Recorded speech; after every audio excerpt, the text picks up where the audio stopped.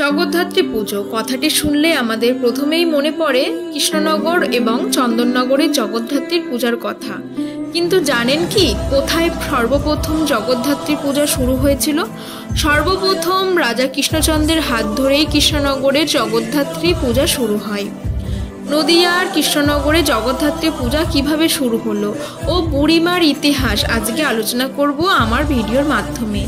কৃষ্ণনগরের রাজবাড়ির মতে এই পূজা মহারাজ কৃষ্ণচন্দ্র রায় আনুমানিক 1710 খ্রিস্টাব্দে দ্বারা শুরু হয়েছে। তিনি নাকি তৎকালীন নবাবের কাছে কোনো এক কারণের দুর্গাপূজার সময় বন্দী হন এবং কারাগারে থাকাকালীন রাজা কৃষ্ণচন্দ্র স্বপ্নাদেশ পেয়েছিলেন যে পরের মাসের অর্থাৎ শুক্ল নবমীতে জগদ্ধাত্রী পূজা করার জন্য। কারাগার থেকে ছাড়া পেয়ে রাজা কৃষ্ণচন্দ্র রাজবাড়িতে প্রথম জগদ্ধাত্রী পূজা শুরু করে। বর্তমানে কৃষ্ণনগরে প্রায় 400টারও বেশি জগদ্ধাত্রী পূজা হলেও কৃষ্ণনগরে চাষাপাড়ার বুড়িমা সব থেকে বেশি জাগ্রত। এবার জানা যাক বুড়িমার আসল ইতিহাস সম্বন্ধে, কিভাবে এই বুড়িমা জাগ্রত হয়ে উঠলেন ভক্তদের কাছে।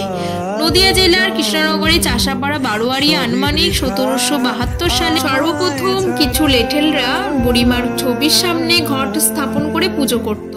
কিছু বছর পরে মায়ের মূর্তি তৈরি করে মায়ের পুজো শুরু করে। ভক্তরা মায়ের কাছে যা চাইতেন তাই পেতেন, আর ভক্তরা খুশি হয়ে মাকে সোনা রূপা মুক্তা দান করতেন। প্রতি বছর মায়ের কাছে 50 ভরি সোনা ও 70 কেজি রূপোর গহনা দান করে। তাছাড়া প্রতি বছর শাড়ি ও ফলও পেয়ে থাকে বুড়িমা।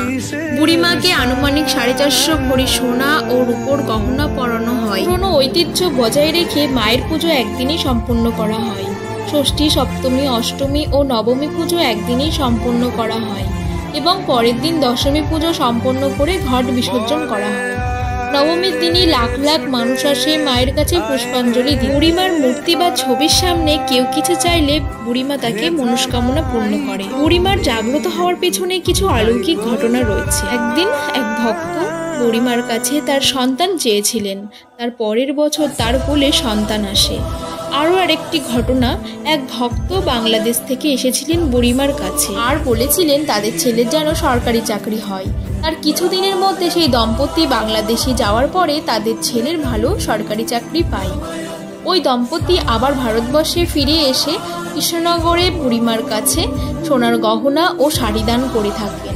এইরকম অনেক আশ্চর্যকর ঘটনা শুনতে পাওয়া যায় এই বুড়িমার জাগ্রত হওয়ার পেছনে। তো প্রতি বছর লক্ষ লক্ষ লোক আসে বুড়িমাকে দর্শন করতে, যাতে বুড়িমাকে একবার তারা দর্শন পায়। প্রতি বছর মাকে পোলাও ভোগ নিবেদন করা হয়।